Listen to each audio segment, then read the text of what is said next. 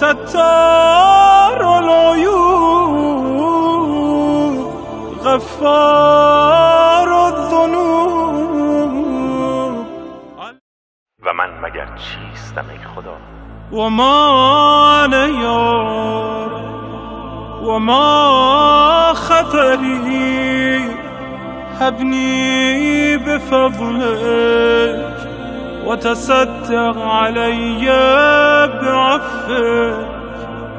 ای رب جللنی بسترک واعف عن توبیخی بکرم وجهک. فلو اطلع اليوم على ذنبي غيرك ما فعلته ولو خفت تعجيل العقوبة لاجتنبته. و من مگر چیستم ای خدا؟ و چقدر وزن وجودی من است و چه جایی از پهنه بیکران عفو تو را اشغال میکنم. پس به کرامتت بگذر و از دریچه عفوت به این خطاکار بنگر. خدای من، این تن عریان گناه نیازمند لباس ستاری توست. تو را به آبروی تو سوگند که آن را در آفتاب سوزان شماتتت رها مکن. خدایا، من واقفم به این حقیقت تر که اگر از بندگان تو کسی گناه مرا میفهمید، من پرهیز میکردم از ادامه گناه، و یا اگر تو در عقوبت و مجازات اهل تعجیل بودی، باز من میترسیدم از تکرار گناه.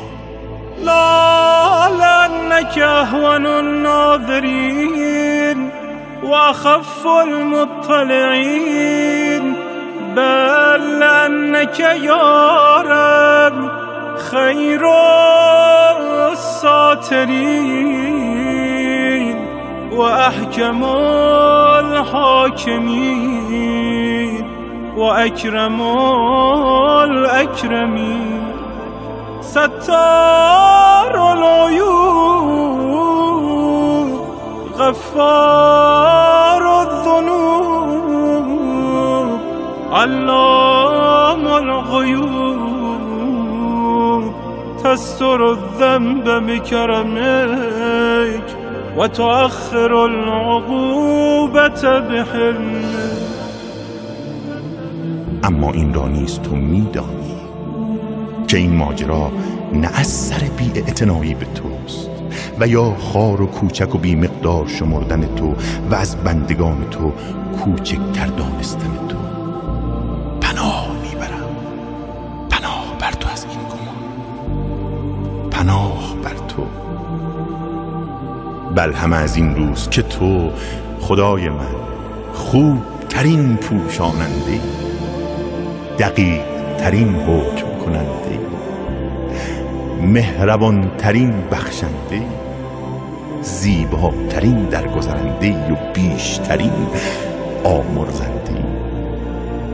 تو علی رغم دانستن نهانی ها پرده کرامت بر عیوب و گناهان می افکنی و مجازات و تنبیه را با دست های حلم خویش به تأخیر می اندازی.